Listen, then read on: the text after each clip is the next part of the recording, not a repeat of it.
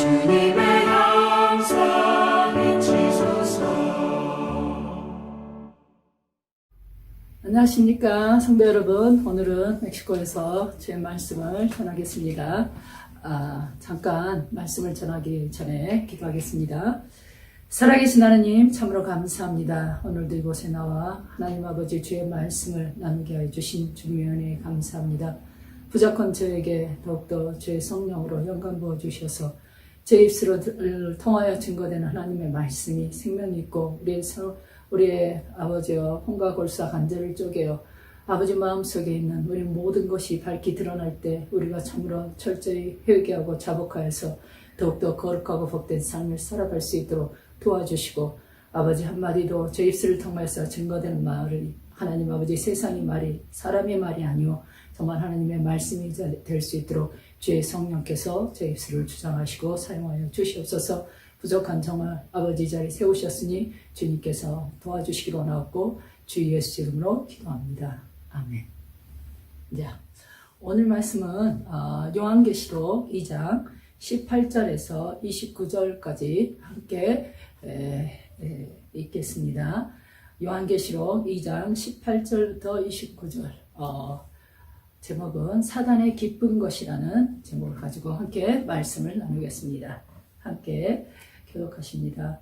두아디라 교회의 사자에게 편지하기를, 그 눈이 불꽃 같고 그 발이 빛난 주석과 같은 하나님의 아들이 가라사대, 내가 내 사업과 사랑과 믿음과 섬김과 인내를 아노니 내 나중 행위가 처음 것보다 많도다.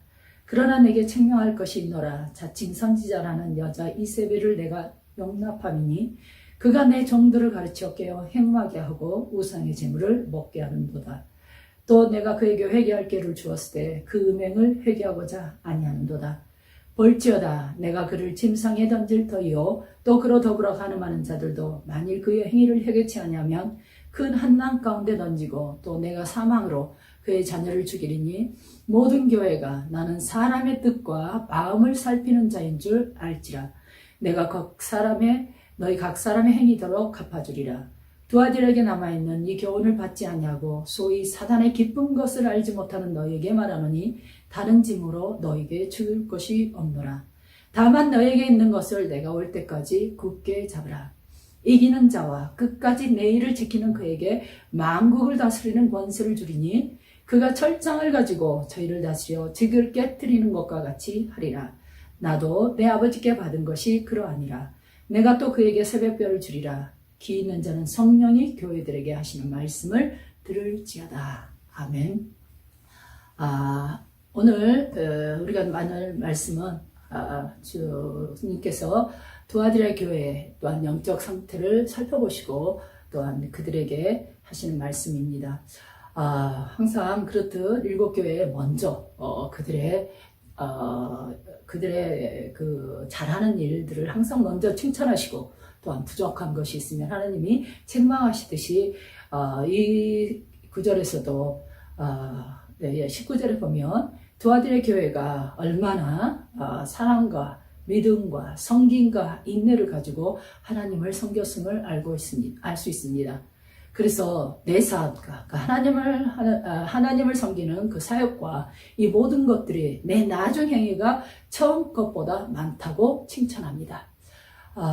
날이 갈수록 오늘날 우리가 신앙생활 할 때 새신자들이 올 때도 보면 이전보다는 그 새신자들이 오늘 옛날 우리가 80년대 90년대 그 세대들 우리가 예수를 만나고 정말 뜨겁게 하나님을 섬기고 하나님 앞에 봉사하고 섬기는 이런 그 열심들이 갈수록 조금씩 더 낮아져가는 것 같습니다. 그렇지만 이 교회는 처음 그 하나님을 섬겼을 때 그 사역과 사랑과 믿음과 섬김과 인내가 더 날이 갈수록 더 커져갔다는 것입니다.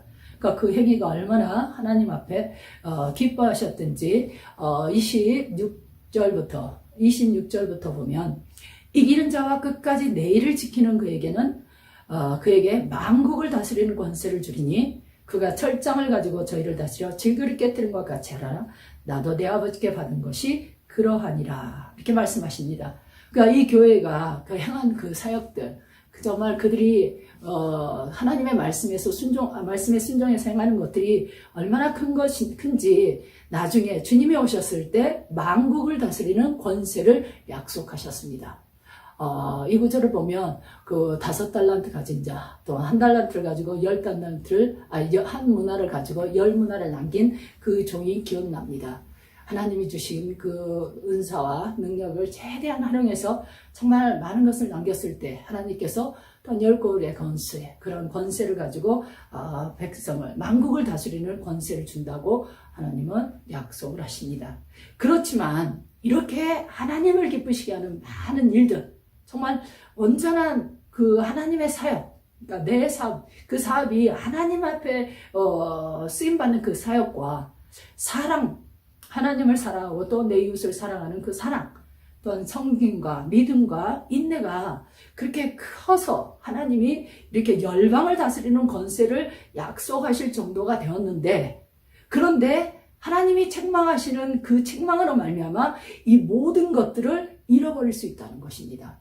그래서 마태복음 7장 22절 보면 예수님께서 마지막 때에 오셨을 때 주님이 말씀하신 것 같이 너희가 주의 이름으로, 그들이 예수님께서 내가 너희를 모른다 하실 때, 그때 그들이 뭐냐면 우리는 예수 이름으로, 주님의 이름으로 선지자 노릇을 하며 주의 이름으로 병자들을 고치고 주의 이름으로 귀신도 쫓았습니다.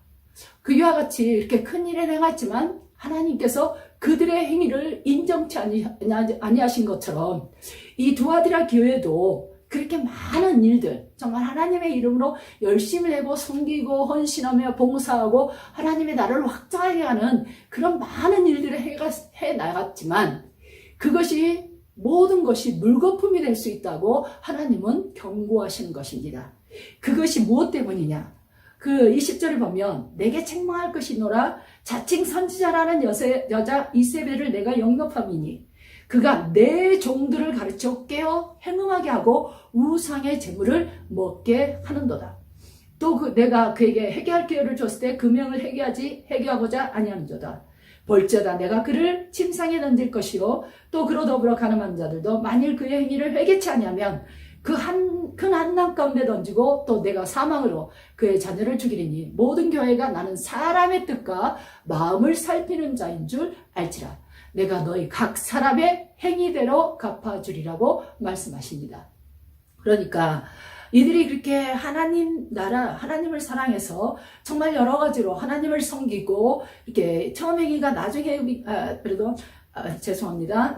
처음 것보다 많다고 하였지만 그들이 허용한 그것이 무엇입니까? 거짓 선지자라 칭하는 여자, 자칭 거짓 선지자라는 이세벨의 영을 허용했다는 것입니다. 우리는 모두 그 이세벨과 아합의 이야기를 압니다. 아합이 이세벨, 시돈의 여자 이세벨을 왕비로 맞아들인 후로 그 하나님의 백성, 또한 아합도 하나님을 섬기는 왕이었지만 그 이세벨을 받아들일, 그러니까 이방 여자와 결혼하는 하나님 앞에 불순종을 행하고 또한 그 여인의 말을 쫓아 행함으로써 이스라엘과 그 아합은 그 어떤 왕의 시대보다 더 하나님 앞에 우상을 섬기고 하나님 앞에 가증한 일을 행했다고 열왕기상에서 말씀하고 있습니다. 그렇다면 그 이세벨의 영이, 그 이세벨이 자칭 선지자라고 이 성경 구절에서 말씀합니다. 물론 이스라엘 백성을 타락케 한 그 이세벨은 선지자가 아니라 왕비로서 왕을 자꾸 죄송합니다. 한국말이 잘 생각이 안 나서 왕을 자꾸 깨워서 하나님의 말씀에 순종하지 하냐고 자기의 말을 따르도록 계속해서 그 왕을 속여간 것이었습니다. 그래서 이스라엘 백성도 그렇고 하나님을 섬긴다면서도 우상을 섬기는 그런 자가 되고 말았습니다. 이와 같이 오늘날 교회에도 이세벨과 같은 이세벨 선지자 같은 그런 자들이 교회에서 가르치고 또 깨어서 또한 하나님의 종들 또한 하나님을 섬기는 자들을 행음하게 하고 우상의 정예물을 먹게 한다고 합니다. 그러니까 이러한 우상이 그냥 눈에 보이는 그렇게 바알신이나 세라상이나 이게 눈에 보이는 우상이라면 오늘날에 그것을 분별하기가 너무너무 쉽겠지만 지금 이곳에서 말하는 것은 그런 우상이 아니라 하나님의 일을 아무리 네가 하나님의 이름을 통해서 하나님의 말씀대로 순종하며 여러 가지 사역을 하였지만 네가 그 이세벨 선지자의 가르침 그 가르침이 뭐냐면 사단의 깊은 것이라고 하나님은 또 말씀하십니다. 그 이세벨의 가르침을 따르는 많은 종들과 교회들이 하나님 앞에 간음하게 된다는 것입니다.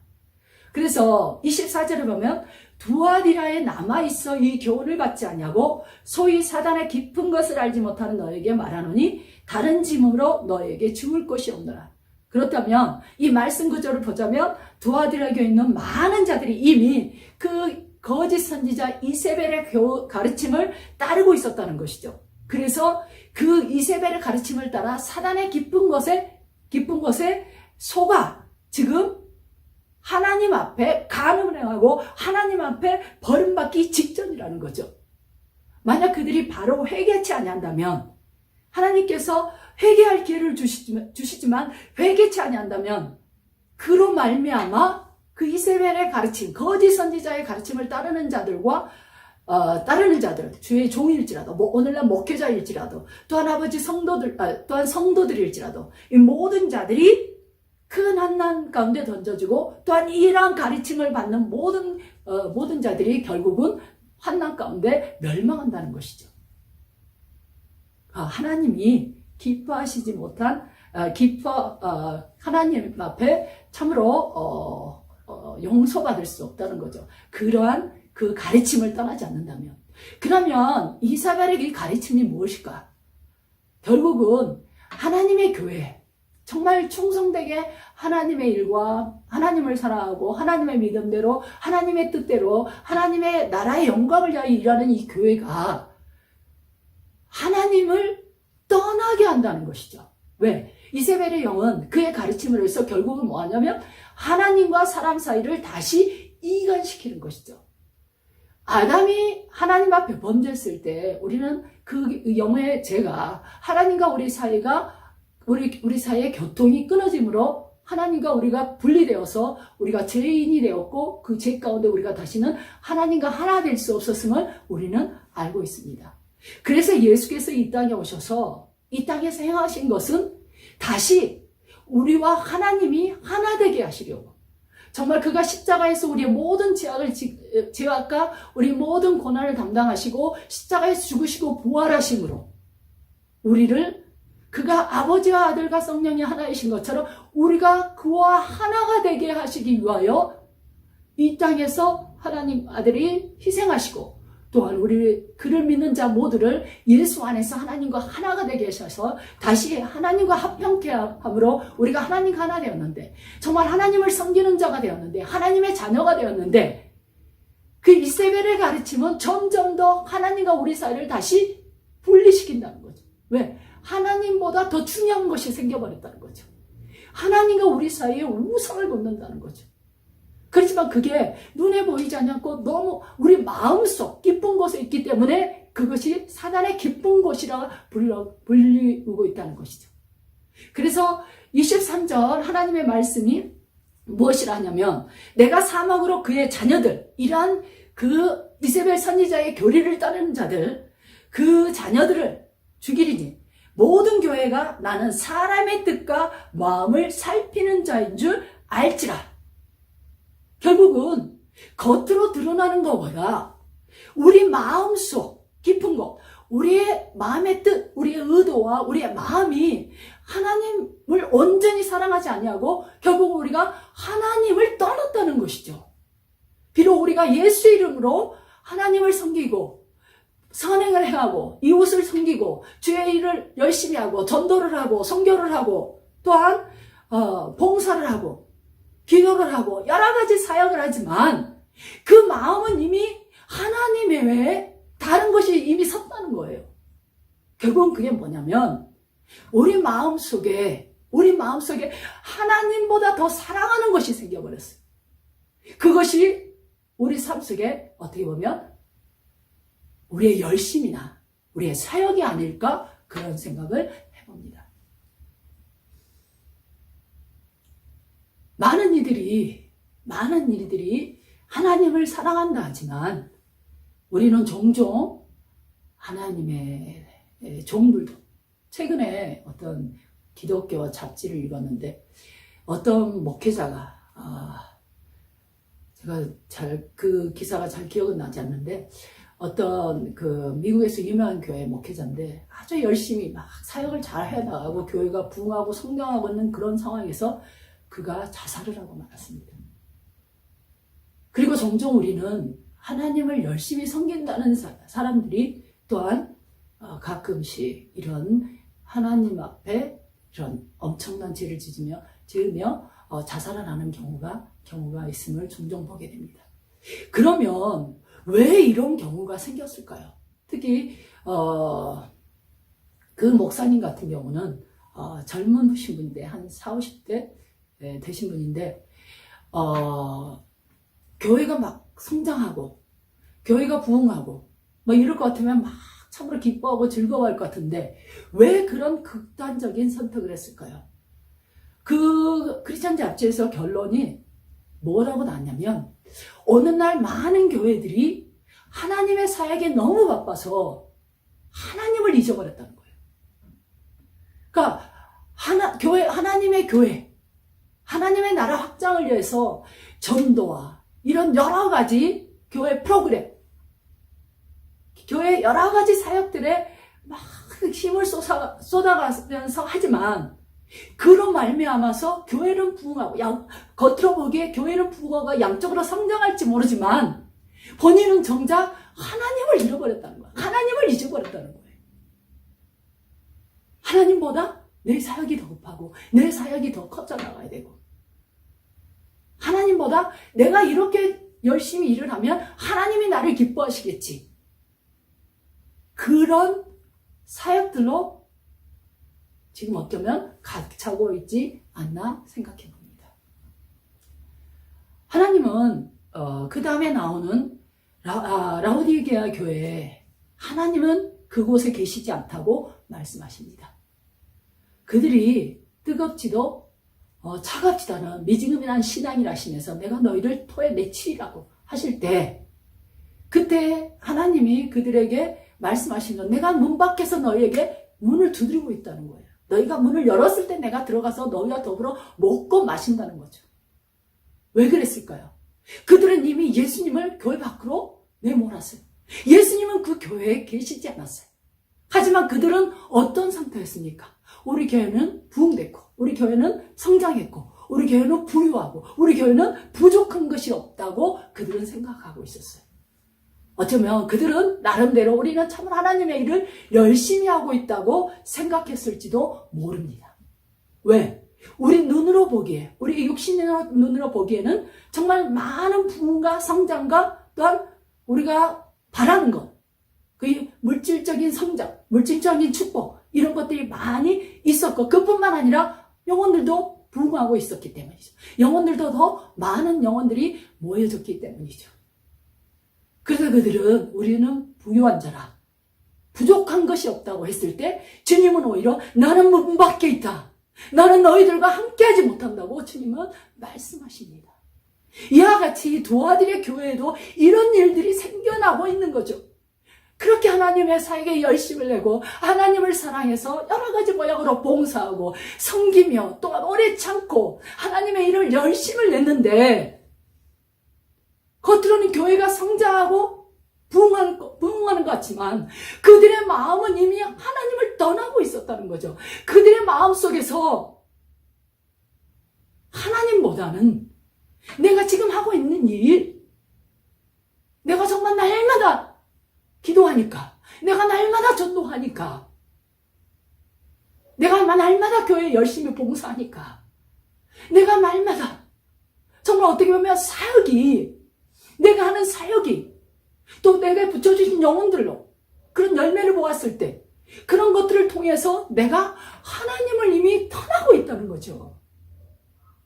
모세는 이스라엘 백성을 구원해서 약속의 땅까지 데리고 가라는 주님의 계명 앞에서 시내의 산에서 그는 내려오기 전에 그렇게 말씀합니다.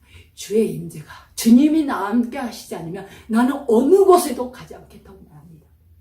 물론 한국 번역은 주의 임재라기보다 나와 함께 하지 않으시냐. 그렇지만 스페인어 번역은 더 정확하게 하나님의 임재가 주의 임재가 나와 함께 하시면 나는 나와 내 백성을 여기서 끌어내지도 마시라고 그렇게 기도를 합니다. 그렇죠.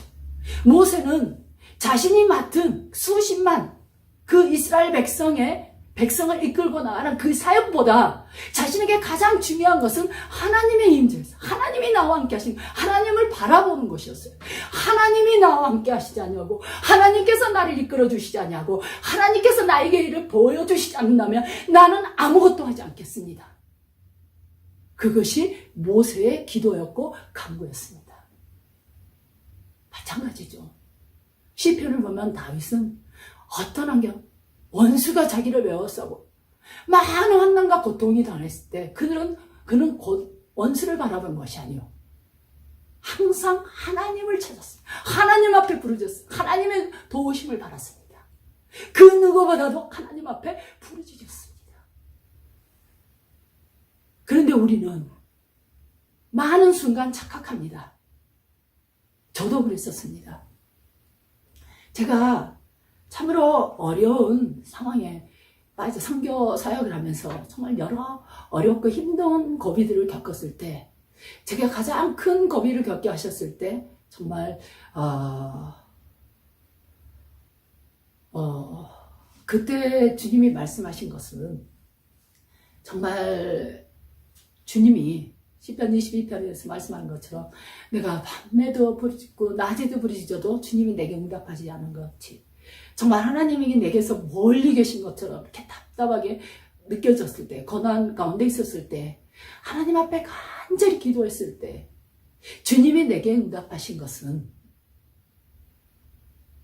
네가 나를 사랑하느냐 였습니다. 수많은 날들 눈물과 부르짖음과 하나님 앞에 왜 내게 이렇게 어려운 일들이 생겼습니까? 사역 초기 정도라고 말할 수 있겠네요. 그런 상황에서 내가 정말 하나님 앞에 열심히 하나님의 말씀에 순종하기 위해서 제가 전도들 열심히 해요. 예수를 만나는 그 순간부터 날마다 하루에 1시간 이상씩, 1시간 더 많이 기도하고, 또한 하나님께 쓰임받기를 원하고 전도하고, 또한 나무가 제게 이미 11조를 가르쳐주기 전에 이미 11조도 하고 헌신도 하고 봉사도 했기 때문에 나름대로 저는 하나님을 아주 사랑한다고 생각했는데, 정말 그 선교사에게서 어려움을 당하고 앞길이 보이지 않고 하나님께서 나에게 응답하지 않는다는 암담한 그런 심경이었을 때 하나님 앞에 부르짖어, 하나님 왜 내게 이런 일이 생겼습니까? 하나님 왜 그렇게 하나님 앞에 도움을 구하며 하나님 나를 이곳에 이 어려운 가운데서 저를 인도해 주시고 저를 건져내 주시라고 주님 앞에 기도했을 때 주님이 말씀하시는 것은 네가 나를 사랑하느냐, 그 음성 속에서 제가 그때까지 내가 열심히 하면 하나님이 천국에 보상을 약속했으니 내가 이렇게 열심히 전도하고 이렇게 열심히 기도하고 이렇게 하나님의 뜻대로 순종하려고 노력하면 천국의 하늘의 상이 크겠지. 그렇지만 하나님은 너무나 크신 분이야. 하나님은 정말 벌레 같은 내가 보기엔 너무나 크신 분이기 때문에 내가 하나님께 가까이 하는 너무나 부족한 자야. 저는 그렇게 생각했어요. 그래서 하나님을 그때까지 아버지라고 가깝게 부르지 못했어요. 제가 하나님을 아버지 이렇게 하고 싶어 했지만 그 말이 나오질 않았어요. 뭔가 걸린 것처럼. 하나님 이렇게 기도를 했는데 그날 주님께서 내게 말씀하신 건 내가 나를 사랑하냐. 그 음성 속에서 제가 깨달은 것은 제가 바로 그 순간 마음이 찢어지고 주님 앞에 눈물로 자복하고 회개해서 주님 앞에 잘못했다고 주님 앞에 회개했는데, 그때 주님이 내게 깨닫게 하시는 것은 내가 하는 열심, 내가 하는 전도, 내가 하는 이런 모든 것들보다 하나님은 나를 원하셨다는 것이에요. 하나님 그 무엇보다도 나를 가까이 하고 나를 사랑하고 나를 더욱더 알라는 것이었어요. 그것을 그날 깨달았어요. 나는 내가 이렇게 열심히 전도해, 내가 이렇게 열심히 주님 앞에 섬기려 하는 그것으로 나는 하나님을 기쁘시게 한다. 나는 하나님의 뜻대로 산다고 생각했지만 이미 제 마음은 그것이 우상이 되어 있었다는 거죠. 사단의 깊은 것, 다른 것이 아니에요. 내가 열심을 내고 내가 어떤 하나님 앞에 가까이 나가고 하나님을 더욱더 찾고 하나님을 더 깊이 알고 하나님을 더 깊이 사랑하고 하나님과 동행하는 삶을 살아야 되는데 그 외의 것이 그거보다 커졌다면 그것이 사단의 깊은 것이라는 것이죠. 하나님은 내 마음에 그런 어리석음을 깨닫게 하시겠어요. 그날 네가 나를 사랑하냐, 너의 사역, 너의 봉사, 너의 섬김 아무 소용없다. 먼저 나를 사랑하라, 먼저 나를 가까이 하라, 먼저 나와 하나 되라는 것이죠. 그것을 위해서 주님께서 십자가에서 죽으시고 부활하셨는데 저는 하나님을 가까이 하는 것보다 내 열심으로 하나님 앞에 나아가려는 거예요. 이미 하나님과 나 사이에 벽이 생긴 것이었어요. 그래서 하나님 앞에 부르짖었는데 나의 기도가 계속 튕겨져 돌아오고 내 기도가 받아들이지 않은 것처럼 느껴졌어요. 또 사역이 지나가면서 하나님이 저를 막 사용하시기 시작했을 때 막 신녀 이적이나 이런 여러 가지 일들을 정말 하나님이 저를 높이기 시작했을 때 어느 순간에 제 마음에 교만이라는 우상이 들어갔어요. 저는 그게 교만이라는 것을 몰랐습니다. 제가 이렇게 하면서 제가 하나님이 나를 이렇게 사용하여 주셔서 막 이런 병자들도 낫고 저런 병자들도 낫고 하나님께서 막 이렇게 역사하신다. 제 입으로 막 그렇게 크게 떠들고 다니는 것도 아니고 그냥 하나님 정말 저를 사용해 주셔서 감사합니다. 그러니까 다른 사람들이 와서 정말 감사하다, 고맙다, 당신 참 겸손하다 이런 이야기 했을 때 저는 스스로 제가 겸손한 줄 알고 착각을 했었어요. 근데 어느 날 하나님이 너무나 깊이 저를 다루셨어요. 하나님만 아시는 거죠. 나 스스로도 모르지만 이 성경 구절처럼 하나님은 우리의 사람의 뜻과 마음을 감찰하셔. 뜻과 마음을 살피셔. 하나님의 말씀은 자유의 날선 어떤 것보다 날카로워서 우리의 영과 혼과 골사 간절을 쪼개시며 우리의 생각과 마음을 밝게 드러내신다고요. 스페인어는 벌거벗듯이 드러나게 하신다고 그러죠. 시간이 지나가면서 하나님의 말씀이 내 영혼, 내 마음속 깊이 들어와 나를 밝히 비춰주실 때 그 말씀이 항상 기쁘진 않아요. 고통스러워요. 어쩔 때는 정말 수술을 하는 정말 그런 느낌을 가졌었어요. 특히 주님께서 나의 교만을 아시고 교만을 깨뜨리셨을 때 우리 첫째 아이가 낳았을 때 제가 난산을 겪었어요. 너무너무 힘들게 아이를 낳았어요. 3일 동안 겹대는 진통으로 병원에서 기다리다가 아이가 거의 죽게 되었을 때 갑자기 수술을 하게 됐죠. 자연분만을 유도하다가 아이가 위험하니까 갑자기 수술을 했어요. 그렇게 갑자기 수술을 하게 되니까 이게 전신마취를 하는데 전신마취를 코로 했던 것 같아요. 전신마취를 하는데 급하니까 칼로 이렇게 배를 가르는데 마취가 되지 않는 상태에서 배를 갈랐어요. 얼마나 아픈지 지금도 그때가 생각이 나요. 그 배를 가를 때 그 고통. 근데 제가 하나님의 일을 하면서 주님께서 나의 교만을 저는 아직도 제가 겸손하다고 생각하잖아요. 하나님 앞에 정말 그것 때문에 계속 우리는 해결하지만 주님이 나의 교만을 가르쳐줬을 때 제가 그렇게 열심히 준비하고 행했던 그 환경 속에서 하나님의 그것을 다른 사람에게 주셔버렸어요. 그때 얼마나 고통스럽고 괴로운지 정말 사람들 앞에서 좀 다른 사람들 모르겠지만 나는 너무나 부끄럽고 불운하고 괴로움을 느꼈는데 그때 하나님이 저를 깨닫게 하시면 너 참 교만하다. 모든 것이 하나님의 뜻에 달려있고 하나님이 행하시는 것인데 제가 어느 순간에 내가 하는 것처럼 내가 열심히 했으니까 당연히 받는 것처럼 그렇게 교만해져 있었더라는 거죠. 사도 바울이 내가 많은 영혼을 구할 때 내가 넘어질까 두려워한다. 너가 선줄로 알거든 넘어질까 조심하라. 그 말씀이 항상 제 뇌리에 박혀 있어요. 우리가 하나님의 말씀을 조금 알면 교만해져서 쉽게 판단하고 저도 지금도 그래요. 우리 성도들 열심히 하지 않은 성도들을 보면 정말 그들을 긍휼히 여기고 더 기도하고 더 그들의 영혼이 정말 주님을 더욱더 사랑하고 주님 앞에 더욱더 가까이 나아가도록 더욱더 도와줘야 될 텐데 어쩔 때는 한순간 한탄이 먼저다. 아직도 교만하죠. 그런 교만, 우리의 마음의 생각과 우리의 마음의 의도를 하나님은 이미 보고 계시다는 것이죠. 네가 하나님을 정말 진정으로 사랑하고 하나님 앞에 겸손하고 하나님 앞에 정말 하나님을 사랑해서 네가 하나님을 섬기는 것이냐, 아니면 이미 이세벨이 영, 우리를 알게 모르게 하나님부터 점점점 멀어지게 하는 우리의 생각과 마음을 자꾸만 더럽히고 하나님의 뜻대로 하나님의 말씀대로 순종하지 못하고 하나님과 하나님을 이루지 못하게 하는 그런 거짓된 가르침 때문에 우리가 이제까지 모든 이루어왔던 그 사역들이 헛되게 된다면 어떡하겠습니까? 우리가 예수 이름으로 아무리 선지자 노릇을 하고 주의 말씀을 가르치고 병든 자를 고치고 더 많은 이적을 행했을지라도 우리가 주님과 온전히 하나 돼서 아버지의 뜻을 행하지 않았다면, 정말 우리가 모든 하나님의 말씀에 순종하려고 노력하지 않으면, 그것이 이루어지지 않았을 때 우리가 철저히 회개하지 않았다면 우리도 두아디라의 교회에 책망하신 하나님의 뜻, 하나님의 책망을 우리도 피할 수 없을 것입니다.